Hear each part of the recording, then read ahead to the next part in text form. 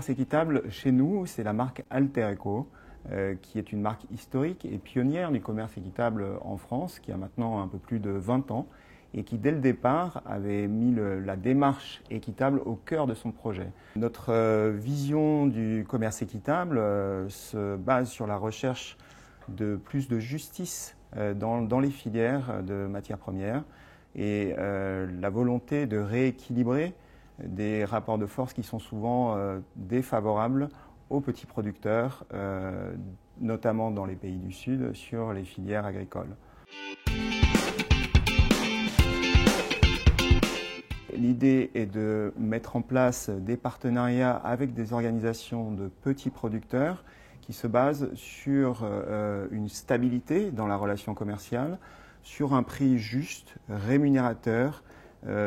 fondé sur les coûts de production des producteurs et qui en plus permet de reverser une prime de développement qui va être utilisée par les organisations pour financer des projets de développement dans les communautés. Aujourd'hui, Altereco a mis en place des partenariats dans 16 pays avec une vingtaine de coopératives auxquelles on reverse environ 300 à 350 000 euros de primes équitables. Ces projets, ça peut être la reconstruction d'écoles, ça peut être la reconstruction de chemins dans des zones assez isolées dans lesquelles il est difficile d'intervenir. Par exemple au Pérou, sur notre filière cacao, on est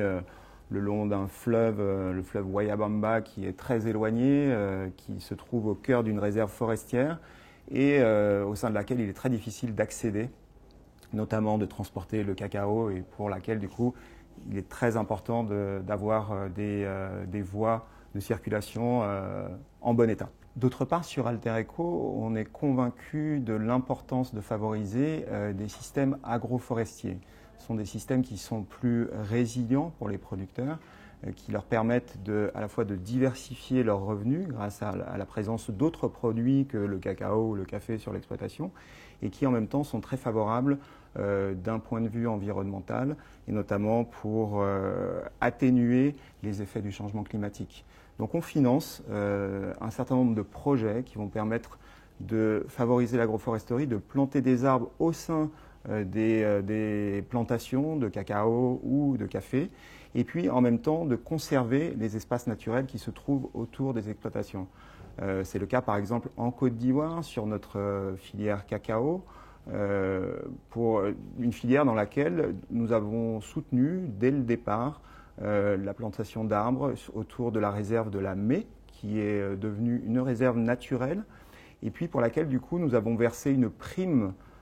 pour service environnemental aux producteurs afin de favoriser cette plantation d'arbres.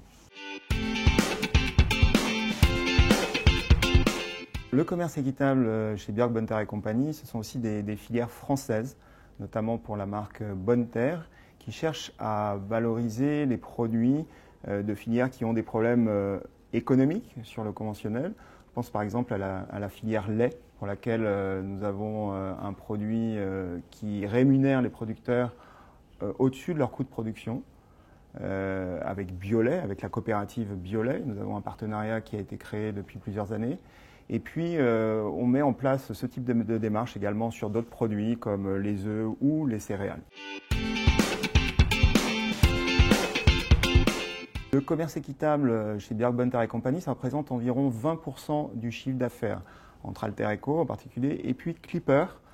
Clipper qui est le premier acheteur de thé équitable au monde et qui fait donc partie des marques engagées au sein de notre groupe. En France, on fait partie d'une association qui regroupe l'ensemble des entreprises engagées dans le commerce équitable, qui s'appelle Commerce Équitable France, et au sein de laquelle on essaye de coordonner nos efforts, les engagements, les cahiers des charges. Donc on a beaucoup de discussions pour essayer de porter le mouvement équitable sur les filières sud comme sur les filières nord, à l'international comme en France. Le commerce équitable en France, c'est quasiment 1,5 milliard d'euros par an de chiffre d'affaires pour toutes les entreprises confondues. C'est tout petit, ça représente une part très faible du marché alimentaire, mais c'est un marché qui est en progression, avec une part de plus en plus importante pour les filières françaises, notamment les produits issus de filières françaises. Je pense que le commerce équitable est un levier important pour favoriser des bonnes pratiques au sein des filières, puisqu'en plus de proposer des prix rémunérateurs aux producteurs,